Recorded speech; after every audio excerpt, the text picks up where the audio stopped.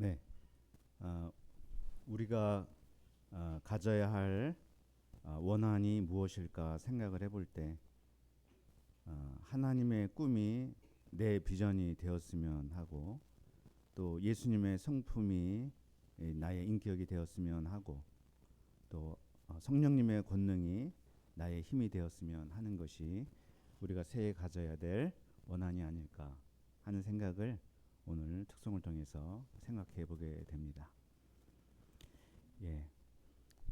이 시간 신년 세 번째 말씀, 항상 기도하고 낙심하지 말라. 요절인 18장 1절 다 함께 읽어보겠습니다. 네, 시작.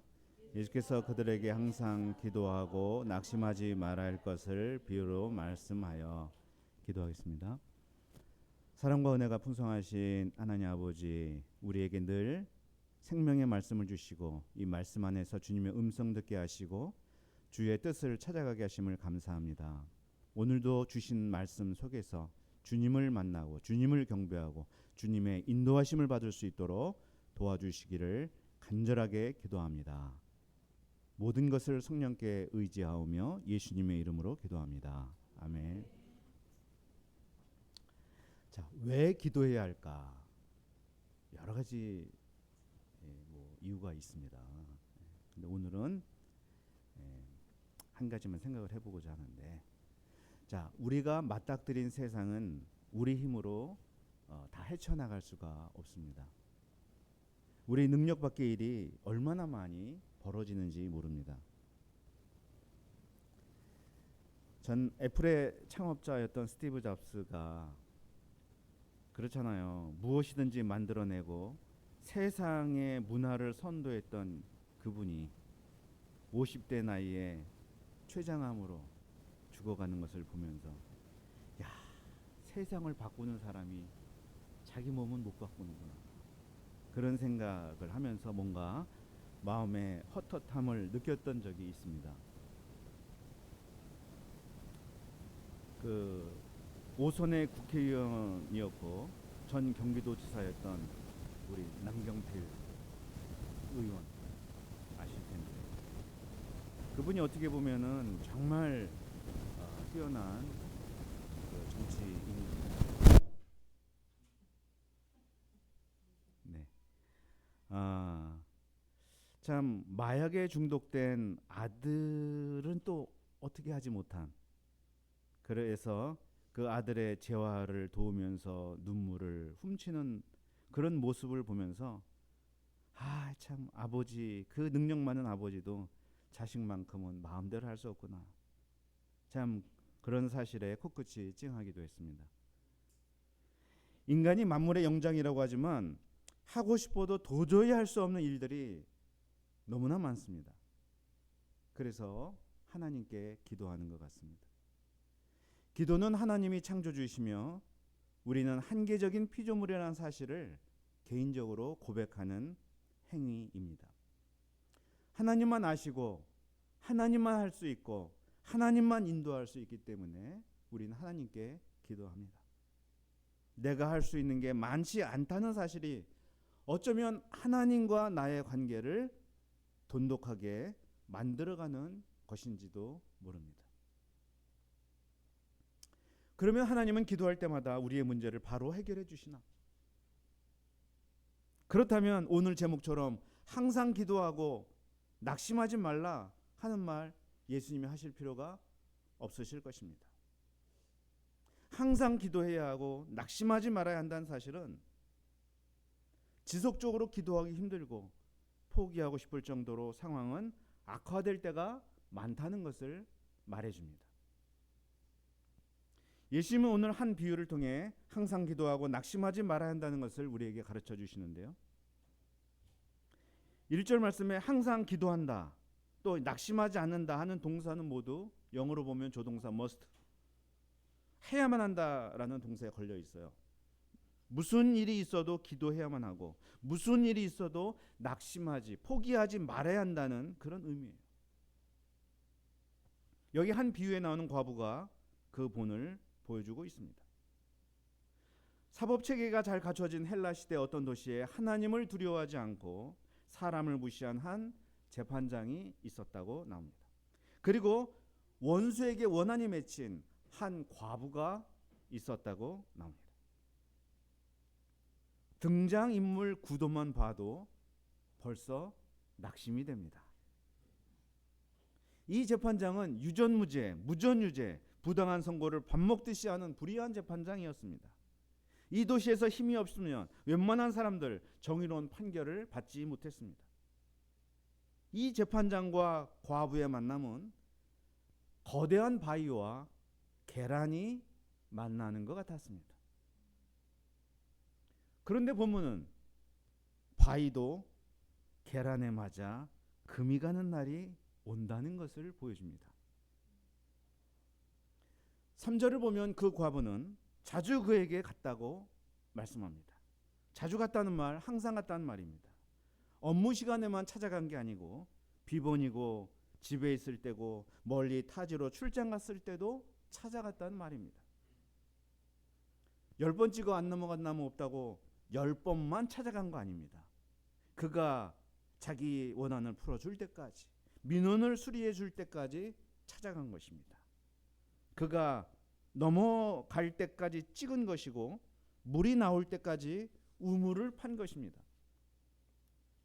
예상대로 그 재판장은 얼마 동안 듣지 않았습니다. 눈썹 하나 까딱하지 않았습니다. 그러나 바위에도 금은 찾아왔습니다. 그는 후에 속으로 생각했습니다. 내가 하나님을 두려워하지 않고 사람을 무시하나 이 과부가 나를 번거롭게 하니 내가 그 원한을 풀어주리라. 그렇지 않으면 늘 와서 나를 번거롭게 하리라. 그의 생각에 금이 갔어요. 생각이 바뀌기 시작했어요. 마음이 바뀌고 그것은 행동으로 나타납니다. 재판장은 자기가 가진 막강한 권한을 동원하여 최대한 신속하게 과부의 원한 풀기에 돌입합니다. 영장을 발부하여 과부의 원수를 찾고 수사, 기소하여 땅땅땅 유죄 판결을 내렸습니다. 혹시나 조금이라도 섭섭하게 판결하면 과부가 또 찾아올까 봐 다시는 찾아오지 못하도록 원한을 말끔히 풀어주는 사이다 판결을 내렸습니다. 재판장을 움직인 과부의 힘은 어디서 오는 것일까? 그 계란의 힘은 어디서 오는가? 사람을 가장 강하게 만든 요인은 무엇일까? 뭘까요? 네. 뭐 그런 영화 제목이 갑자기 생각나는데 뭐 복수는 나의 힘? 뭐라고요? 예. 그렇군요. 예, 좋습니다. 어떤 책임감, 사명감, 자부심, 명예욕, 자존심, 수치심, 뭐가 나를 이끌어가는 힘일까? 한번 생각해 보세요. 여러분에게는 뭐가 가장 강력한 힘인가? 근데 본문은 내 원수에 대한 나의 원한을 풀어주소서. 원수에 대한 원한이 사람을 강하게 만든다고 말씀합니다. 구약 아가서에 보면요, 가장 강한 게 사랑이라고 나와요. 사랑은 죽음같이 강하고 이렇게 나오거든요. 저는요, 원한과 사랑은 동일 본질의 두 얼굴이라고 생각을 합니다. 사랑하지 않았다면 원한이 맺힐 일도 없었을 것입니다. 원수가 나의 사랑하는 사람을 빼앗아갔든지 사랑하는 소유물이나 가치 있는 것을 짓밟았기 때문에 원한이 생깁니다. 만일 원수의 그러한 만행 앞에서 아무 행동도 하지 않는다면 그것은 사랑했던 대상에 대한 모독입니다. 또 지금까지 사랑했던 나 자신에 대한 부정입니다. 빼앗긴 것을 향한 원통함이 원수에 대한 원한으로 맺혔습니다. 그것을 풀기까지 그의 삶은 없는 것입니다. 그에게 단념이나 포기는 사치스러운 단어입니다. 죽음도 그의 길을 막을 수 없습니다. 그는 들어줄 때까지 찾아갔습니다. 무시당하고 쫓겨나는 거 전혀 중요하지 않았습니다. 그럴수록 원한은 더 그를 힘있게 만들었습니다. 본문의 비유는 기도의 역설적 속성을 잘 보여줍니다. 고작 과부가 어떻게 재판장을 움직이겠는가라는 생각이 들어요. 고작 기도에서 뭐가 되겠는가 하는 생각이 기도에 낙심을 가져옵니다. 그런데 놀랍게도 고작 과부의 원한 맺힌 간청이 이 재판장에게서 유일한 정의로운 판결을 받아냈습니다. 이처럼 우리에게 정말 놀랍고 대단한 일은 고작 겨우 기도를 통해 일어납니다. 한국 기독교가 위기라는 말을 많이 합니다. 성도의 수가 줄고 대면 예배에 나오는 숫자가 줄고 헌금이 줄어간다고 말합니다. 그러나 무엇보다 큰 위기는 기도하는 사람이 줄고 기도로 나아가는 삶이 줄어든다는 것입니다. 신앙생활 요소 중에 신자들이 바쁘면 가장 먼저 포기하는 거 기도인 것 같습니다. 기도를 고작 기도, 겨우 기도라고 생각하는 것이 아닌가 합니다. 우리가 과부처럼 포기하지 않고 기도의 자리로 나아가서 기도의 위대함을 경험할 수 있기를 기도합니다. 여기서 예수님은 갑자기 비유를 멈추시고 불의한 재판장이 말한 것을 들으라 외치셨어요. 불의한 재판장 겉으로 말한 적 없습니다. 속으로 말했어요. 사람들 눈에 띄지 않습니다. 그러나 보이지 않지만 속으로 말한 그 점에 주목하라고 하십니다. 겉으로 변화 없고 아무 낌새가 없다고 변화 없는 게 아니라는 거예요. 현실화되지 않은 것뿐입니다. 믿는 자들이 힘들 때가 하나님의 침묵이 길어질 때입니다. 조그만 변화의 기미조차 보이질 않아요. 그러면 처음부터 하나님은 들어주실 생각이 없었다. 일은 진행되지 않았다. 지금까지 나는 벽에다 대고 소리쳤다. 이런 생각을 합니다. 그러나 그렇지 않습니다. 내 편에서 침묵이었지 하나님은 일하고 계셨습니다. 불의한 재판장이 말한 것을 들으라 하물며 하나님께서 그 밤낮 부르짖는 택하신 자들의 원한을 풀어주지 아니하시겠느냐? 그들에게 오래 참으시겠느냐? 내가 너에게 이르노니 속히 그 원한을 풀어주시리라. 불의한 재판장도 완악한 마음을 바꾸는데 자비로우신 하나님이 택하신 자녀들의 원한을 가만히 보고만 있다는 게 말이 되겠느냐? 그렇게 밤낮으로 부르짖는데 어떻게 너희가 시험에 들고 실족하도록 오래 참으시겠느냐? 재판장의 천박한 동기 때문에라도 정의가 실현되는데 공의가 성품 그 자체인 하나님은 어떻게 하시겠느냐 하는 것입니다. 예수님은 하나님의 신속하고 확실한 응답을 3번이나 반복해서 강조하세요. 택하신 자들의 원한을 풀어주시리라. 오래 참지 않으시리라. 속히 그 원한을 풀어주시리라. 성경에서 이렇게 동의어를 반복하여 강조하는 경우는 흔하지 않습니다. 하나님의 필연적인 응답, 신속한 응답을 조금도 의심하지 말라는 선언입니다. 속히 풀어주시리라. 우리는 이 속히라는 말을 오해하곤 합니다. 하나님이 언제 속히 들어주신 적이 있단 말입니까? 그래서 이 구절 자체가 낙심을 가져다 줍니다. 그런데 이 속히라는 말은 짧은 시간 안에라는 말이라기보다 반드시라는 말이에요. 하나님에게는 하루도 천년 같고 천년도 하루 같잖아요. 실제로 아주 오랜 시간 기도했지만 응답을 받은 사람의 경우 그 사람은 응답이 늦어졌다고 생각하지 않습니다. 내가 원하는 때가 아니라 하나님이 원하시는 때 가장 좋은 곳으로 응답하셨기 때문에 응답이 늦어졌다고 말하지 않습니다.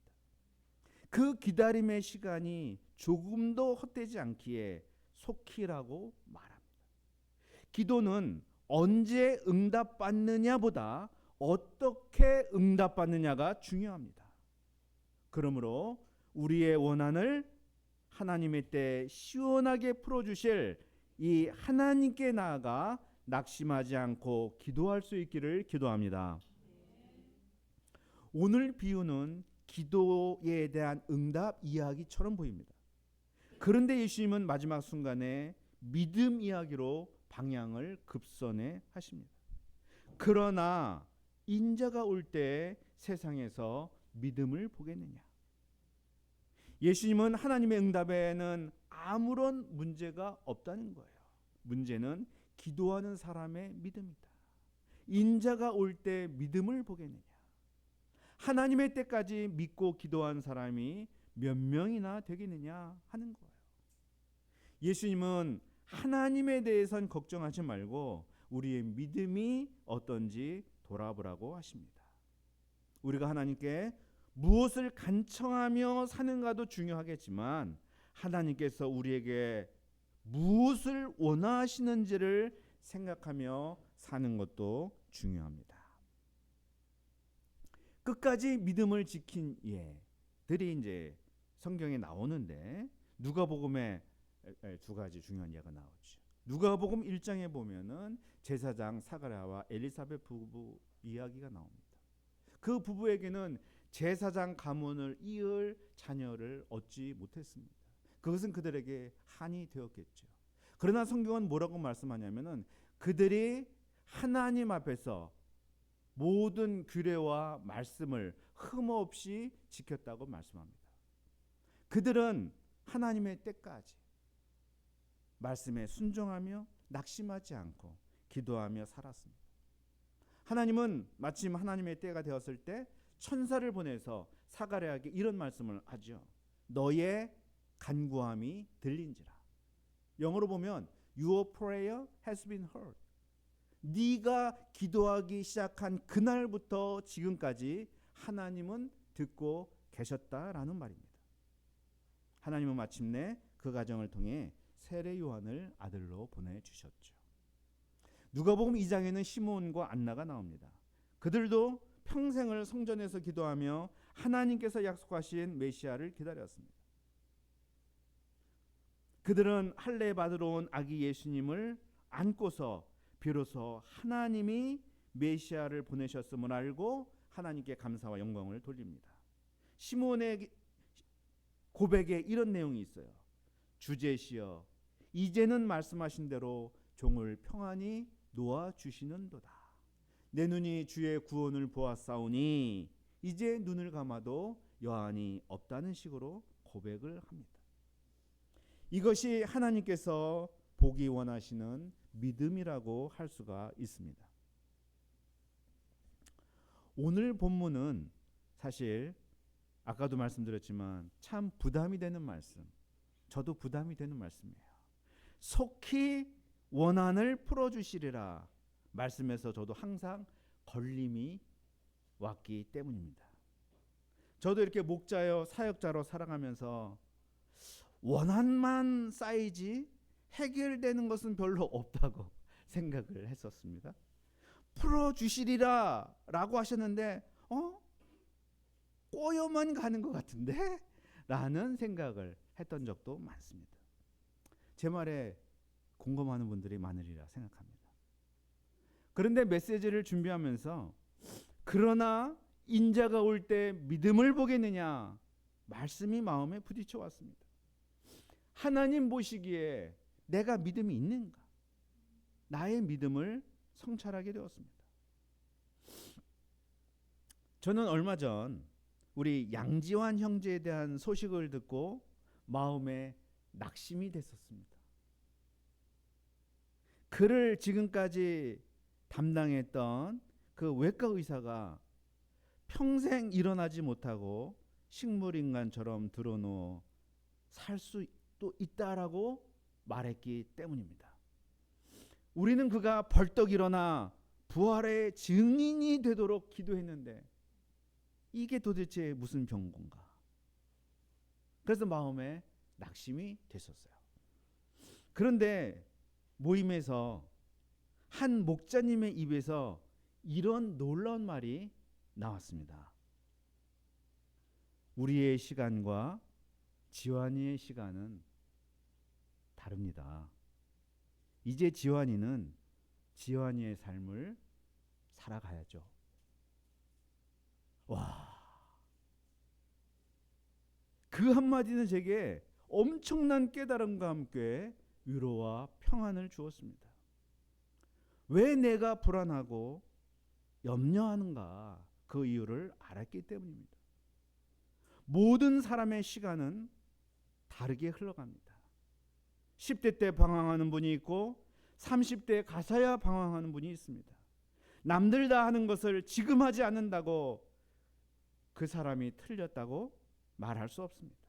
남들처럼 살지 않는다고 그것이 틀렸다고 말할 수 없습니다.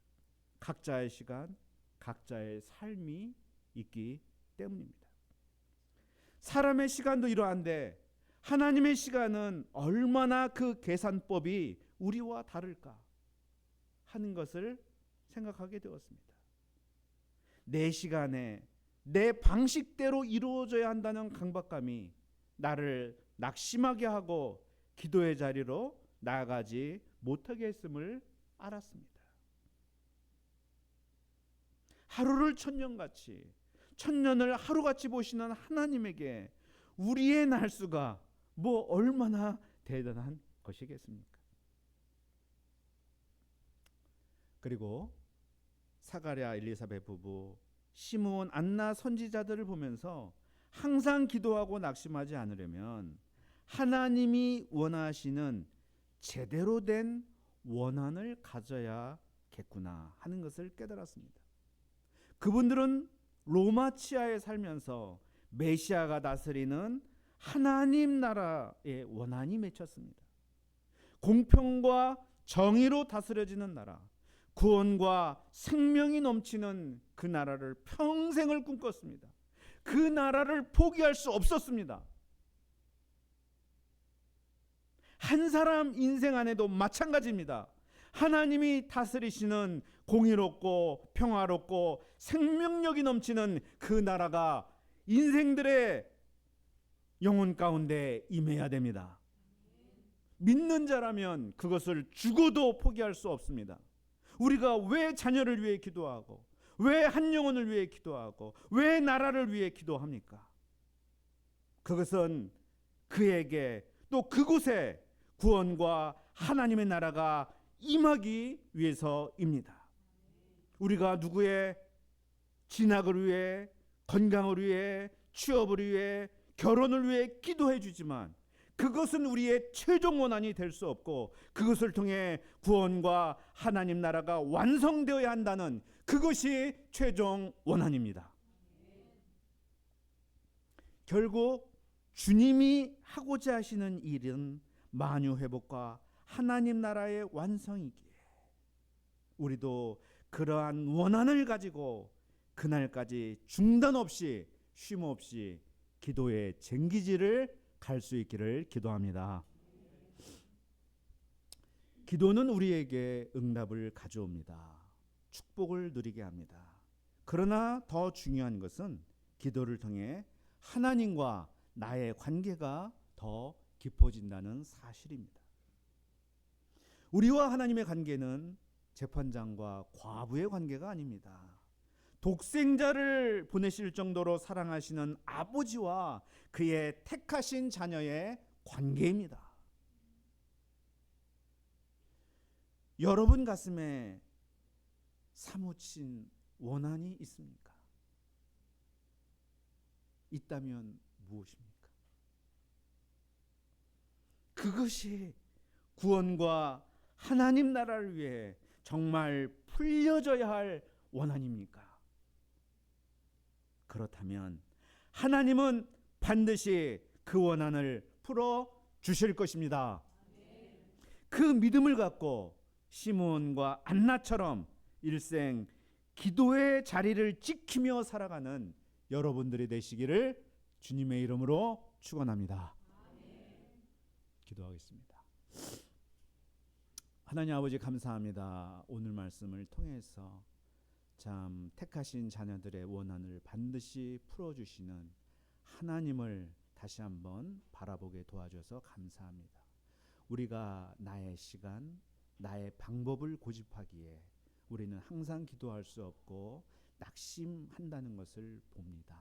하나님 아버지, 주님의 시간은 우리의 시간과 다르기에 우리가 주님의 시간에 나의 시간을 맞추게 도와주시옵소서. 하나님 아버지, 우리가 주님 오실 때까지 기도의 자리를 지키는 믿음의 용사들이 되도록 도와주시기를 기도합니다. 감사하며 예수님의 이름으로 기도합니다. 아멘.